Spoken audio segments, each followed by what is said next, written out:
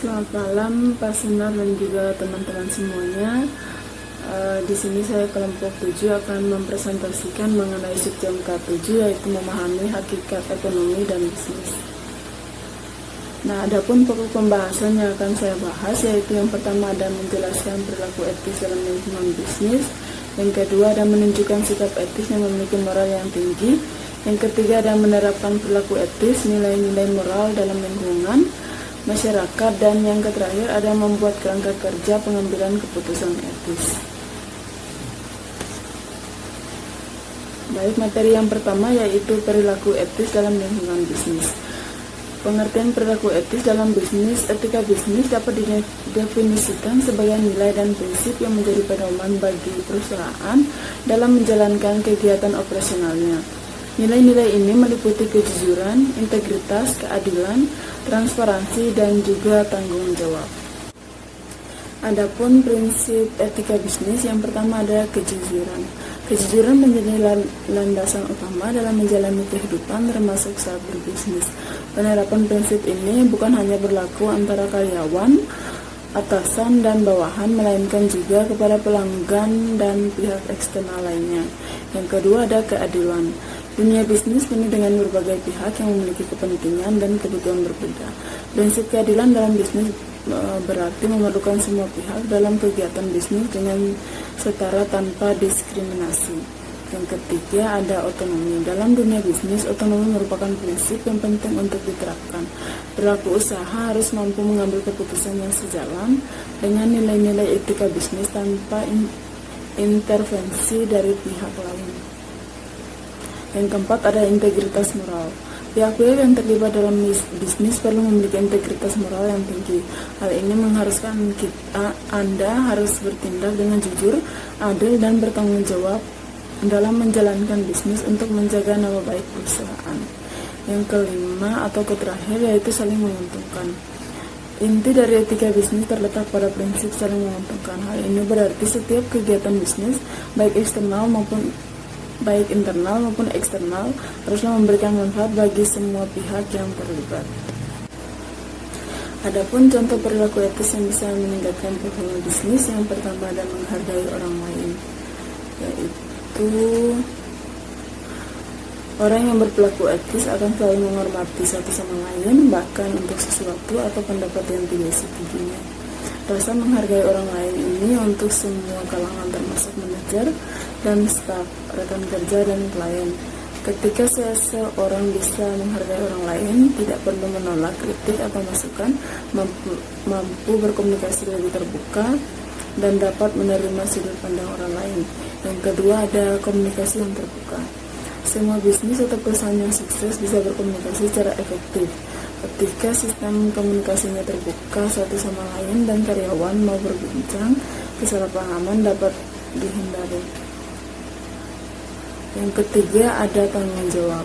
Kesalahan dan kesalahpahaman pasti terjadi di lingkungan kerja manapun, namun ketika hal tersebut terjadi, karyawan perlu mempertanggungjawabkan tindakan mereka. Saat mereka bertanggung jawab atas apa yang terjadi dan proaktif dalam memperbaikinya, itu bentuk perilaku etis. Adanya standar akuntabilitas suatu organisasi membuat orang-orang di dalamnya menjaga diri mereka sendiri dan rekan-rekan pada standar tanggung jawab tersebut. Materi yang kedua itu menunjukkan sikap etis dan memiliki moral yang tinggi.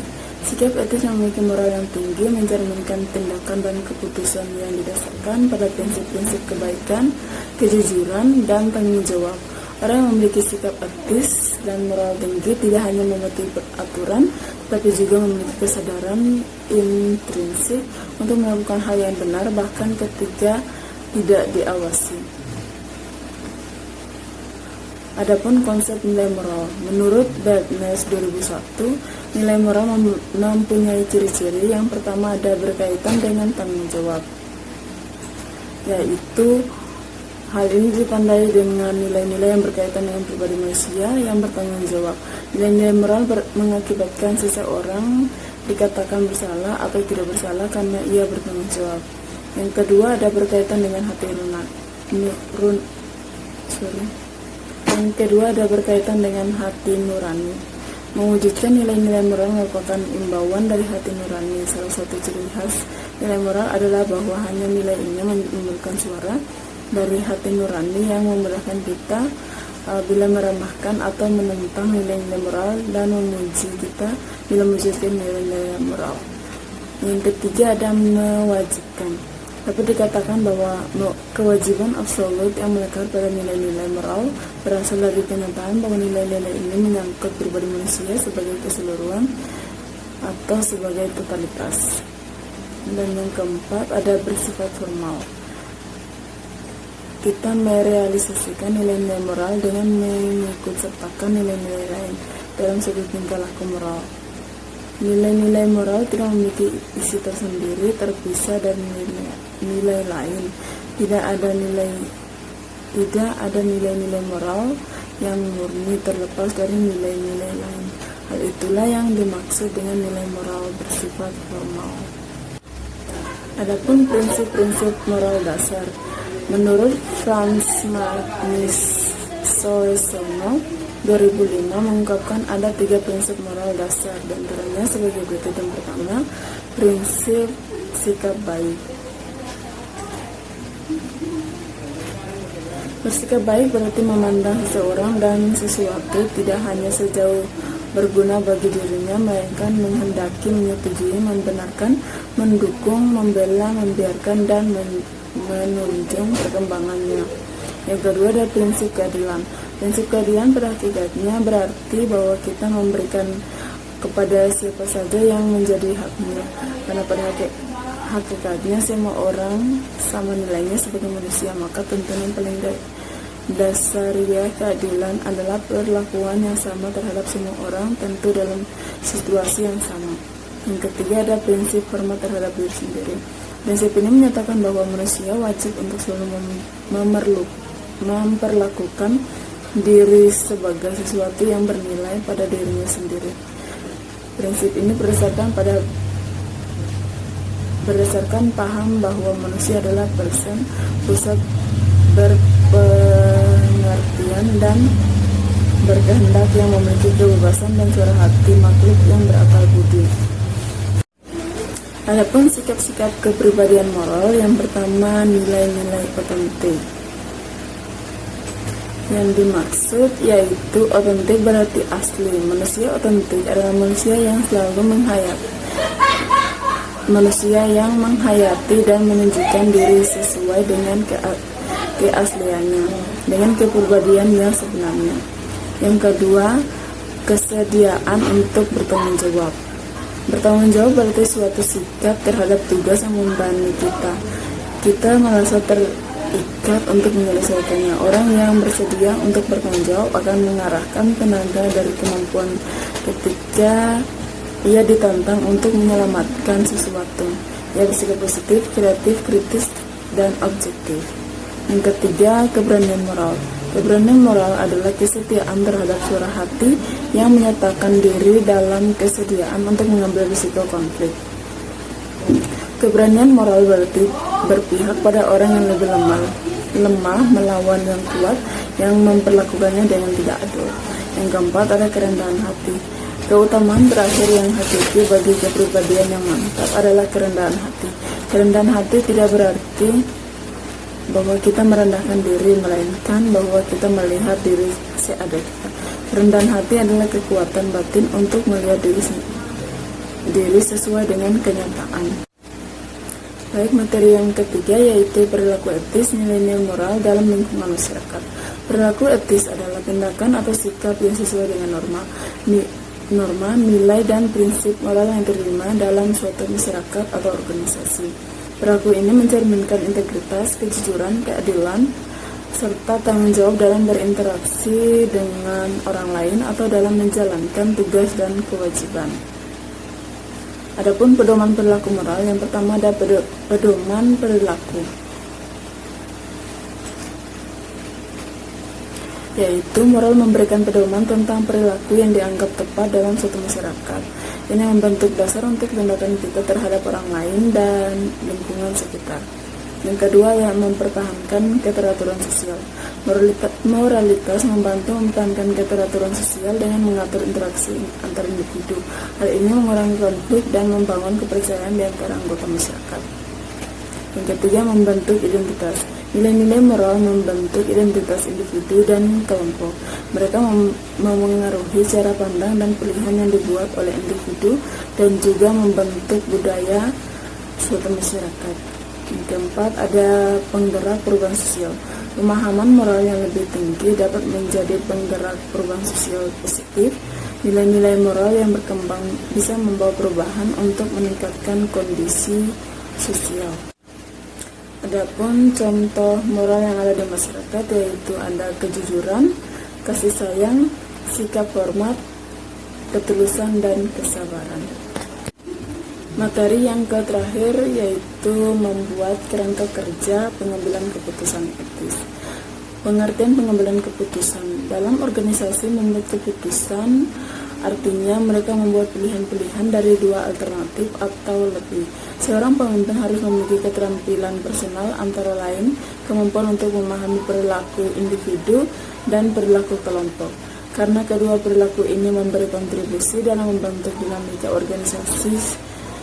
Siagian 1996 menyatakan pada hakikatnya pengambilan keputusan adalah suatu pendekatan sistematis terhadap hakikat suatu masalah, pengumpulan fakta-fakta dan data. Jadi dapat disimpulkan bahwa pengambilan keputusan ini adalah suatu pendekatan yang sistematis terhadap hakikat suatu masalah, pengumpulan fakta-fakta dan data, penentuan yang matang dari alternatif yang dihadapi, dan mengambil tindakan yang paling tepat. Pendekatan pengambilan keputusan etis. Kerangka kerja pengambilan keputusan etis atau EDM menilai etiskalitas keputusan atau tindakan yang dibuat dengan melihat yang pertama ada konsekuensi atau diciptakan openness baik dalam hal manfaat atau biaya. Yang kedua ada hak dan kewajiban yang terkena dampak. Yang ketiga ada keadilan yang terlibat. Yang keempat, motivasi atau kebijakan yang diharapkan. Sebagai respon terhadap keputusan yang dapat dipertahankan secara etis, kerangka ini disertakan persyaratan yang dapat ditampilkan filosofis secara penting. Hal ini dirancang untuk meningkatkan pertimbangan etis dengan menyediakan pengetahuan dalam identifikasi dan menganalisis isu-isu penting yang harus dipertimbangkan dan pertanyaan atau tantangan yang harus diungkap. Yang kedua ada kerangka untuk menggabungkan dan menerapkan keputusan faktor yang relevan ke dalam tindakan praktis. Adapun pendekatan filosofi, yang pertama ada konsekuensialisme, utilitarianisme atau teologi, yaitu konsekuensialisme ini bergantung pada prinsip bahwa suatu tindakan ini benar secara moral jika dan hanya jika tindakan itu memaksimalkan manfaat bersih. Yang kedua ada deontologi. Berbeda dengan konsekuensialisme, deontologi berfokus pada kewajiban dan tanggung jawab yang memotivasi suatu keputusan atau tindakan dan bukan pada konsekuensi dari tindakan yang didasarkan pada pertimbangan mewajibkan hak dan keadilan sangat penting bagi profesional, direktur, dan eksekutif yang diharapkan memenuhi kewajiban. Yang ketiga ada virtu etis atau etika kebajikan. Jika kedua pendekatan tadi menekankan pada konsekuensi dari tindakan atau tanggung jawab, hak, dan prinsip-prinsip sebagai panduan untuk membenarkan kebiasaan moral, etika kebajikan berkaitan dengan aspek motivasi dari karakter moral yang ditunjukkan oleh pengambilan keputusan. Kebijakan adalah karakter yang membuat orang bertindak etis dan membuat orang tersebut menjadi manusia yang bermoral. Adapun dasar-dasar pendekatan pengambilan keputusan. Pengambilan keputusan ini harus dilandasi oleh prosedur dan teknik serta didukung oleh informasi yang tepat, benar, dan tepat waktu. Ada beberapa landasan yang digunakan dalam pengambilan keputusan yang sangat bergantung dari permasalahan itu sendiri. Menurut George R. Terry dan Bricklow disebutkan dasar-dasar pendekatan dari pengambilan keputusan yang tepat keputusan yang dapat digunakan, yaitu yang pertama ada intuisi. Pengambilan keputusan didasarkan atas intuisi atau perasaan memiliki sifat subjektif sehingga mudah terkena pengaruh.